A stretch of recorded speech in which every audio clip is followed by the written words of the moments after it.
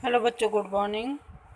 आज मैं आपकी मंजरी पुस्तक से निज भाषा उन्नति का नीति के दो निज भाषा उन्नति पढ़ा चुके थे। आज हम पढ़ाएंगे आपको घर की फूट बुरी। घर में आपसी मतभेद नहीं होना चाहिए। आपसी मतभेद थोड़े बहुत तो सभी के घर में होते रहते हैं। इसका मतलब नहीं कि मैं बाहरी वालों का सहारा लूँ। कभी भी बाहरी लोगों का सहारा नहीं लेना चाहिए। आपस में ही मिलजुल कर रहना चाहिए। चलिए आज आपको सुनाते हैं। इस पद का अर्थ भी बताते हैं।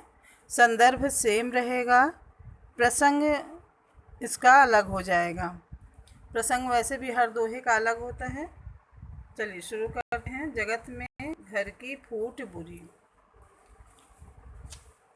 जगत में घर की फूट बुरी, घर के फूटहि सो बिनसाई सुबरन लंकपुरी।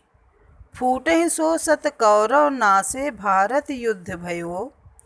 जाको घाटो या भारत में अबलौ नहीं पूज्यो। फूटहि सो जयचंद बुलायो जवनन भारत धाम। जाको फल अबलौ भोगत सब आरज होहि गुलाम। फूटहि सो नवनंद विनाशो गयो मगध को राज। चंद्रगुप्त को नासन चाह्यो आपू न से सहसाज।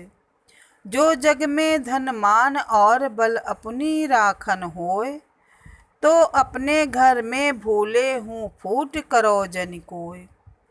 ये बच्चों हरिश्चंद्र जी द्वारा रचित हम लोगों को शिक्षा देने के लिए कि आपस में मिलजुल कर रहने से क्या फ़ायदा है और आपस में भिड़ने से क्या उसका रिजल्ट होता है, क्या परिणाम निकलता है, यह कभी हम लोग को समझाने की कोशिश की है। तो चलिए इस घर की फूट बुरी का प्रसंग है कि इस काव्य में कवि ने घर के फूट की आलोचना की है और उदाहरण देकर उनका परिणाम बताया है। परिणाम मीन्स रिजल्ट, उसका क्या हश्र होता है वह बताया है। चलिए व्याख्या है इसकी। जगत में घर की फूट बुरी। कवि कहते हैं कि इस संसार में घर की फूट अर्थात आपसी बैर भाव भयंकर होता है। घर के फूट ही सो बिनसाई सुबरन लंकपुरी। सुबरन मीन्स सोने की लंका। घर की फूट से ही सोने की लंका विनष्ट हो गई, यानी सोने की लंका जलकर राख हो गई, विनाश हो गया। फूटे ही सो सत कौरव नासे भारत युद्ध भयो। फूट के कारण ही 100 कौरवों का विनाश हो गया तथा भारत का महाभारत जैसा महान युद्ध हुआ। जाको घाटो या भारत में अबलो नहीं पूज्यो। जिस हानि की पूर्ति आज तक नहीं हो पाई।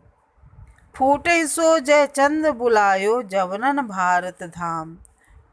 फूट का ही परिणाम था कि राजा जयचंद ने यवनों को भारत में बुलाया। जाको फल अबलो भोगत सब आरज होई गुलाम। जिसका फल आज भी आर्य लोग गुलाम होकर भोग रहे हैं। आरज मीन्स बच्चों आर्य। जिसका फल, जाको मतलब जिसका फल अब लौ मीन्स लोग, भोगत मतलब भोग रहे हैं, सब आरज हों गुलाम। गुलाम मतलब गुलाम उसके अधीन है।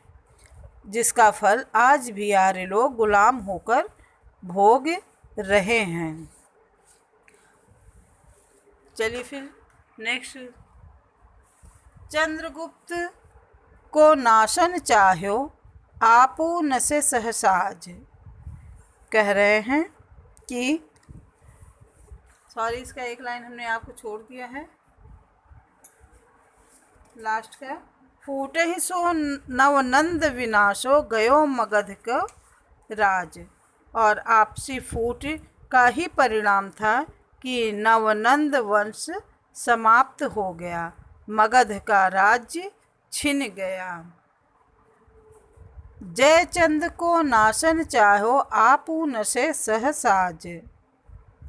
उन्होंने चंद्रगुप्त का विनाश करना चाहा, उल्टे स्वयं सारे साजो सामान के नष्ट हो गए।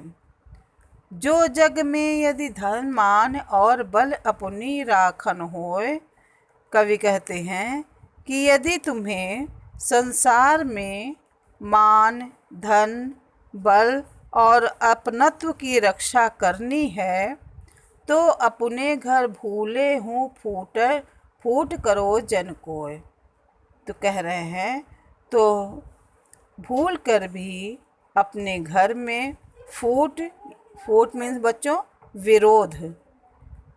विरोध नहीं करना चाहिए।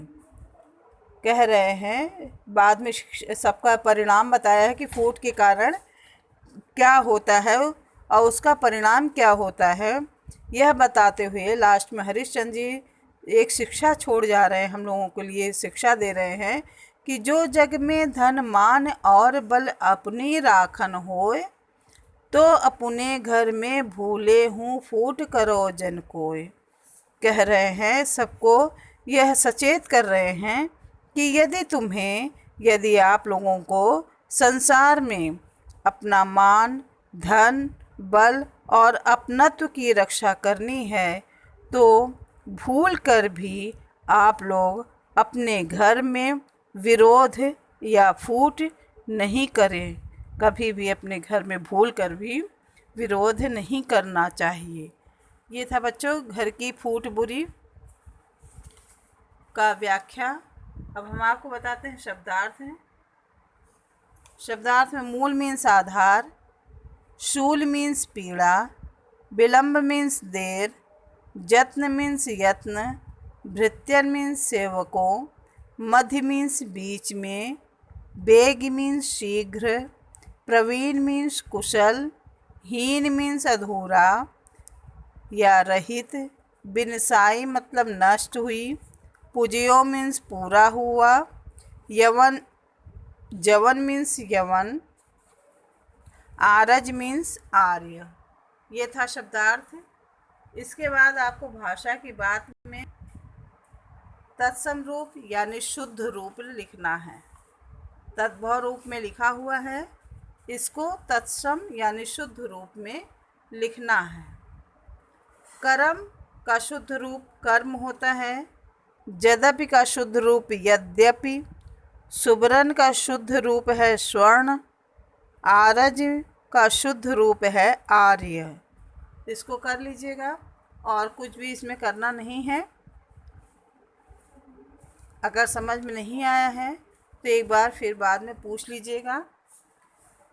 और धन्यवाद।